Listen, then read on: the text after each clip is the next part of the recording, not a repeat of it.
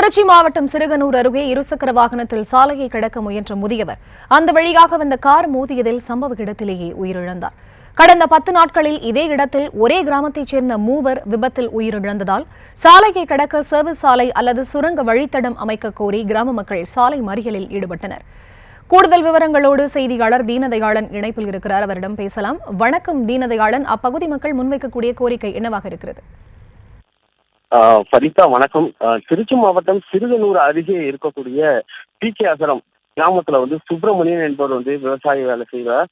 அவர் இன்று காலை அவருடைய சொந்த வேலைக்கு, அதாவது விவசாய நிலத்திற்கு செல்வதற்காக செல்லும் போது சாலையை திருச்சி சென்னை தேசிய நெடுஞ்சாலையை கடக்க முயன்றார். அப்போது திருச்சியிலிருந்து சென்னையை நோக்கி சென்ற சொகுசு கார் ஒன்று இருசக்கர வாகனத்தில் வேகமாக அடித்த விபத்தில் சுப்பிரமணி தூக்கி வீசப்பட்டு சம்பவ இடத்திலே சுப்பிரமணி பரிதாபமாக உயிரிழந்தார்.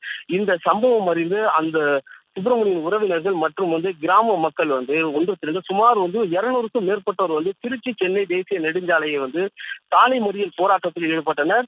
அப்போது சம்பவம் அறிந்து வந்த சிறுகனூர் போலீசார் மற்றும் லால்குடி வருவாய் கோட்டாட்சியர் சிவசுப்பிரமணியன், மணச்சோளூர் வட்டாட்சியர், லால்குடி வட்டாட்சியர்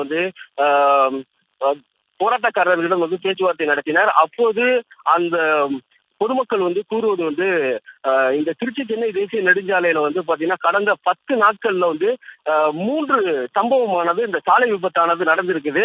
இதுல இதனால இந்த பகுதியில செல்லக்கூடிய இரவு நேரங்கள்ல அந்த சாலையை கடத்துவதற்கு வயதானவர்கள் மற்றும் பள்ளி மாணவிகள் எல்லாம் சாலையை கடந்து வராங்க.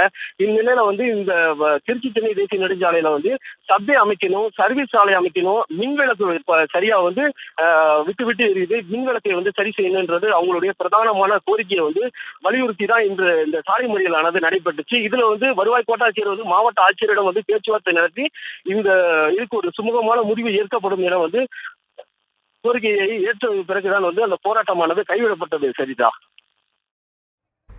விவரங்களுக்கு நன்றி தீனதயாளன்.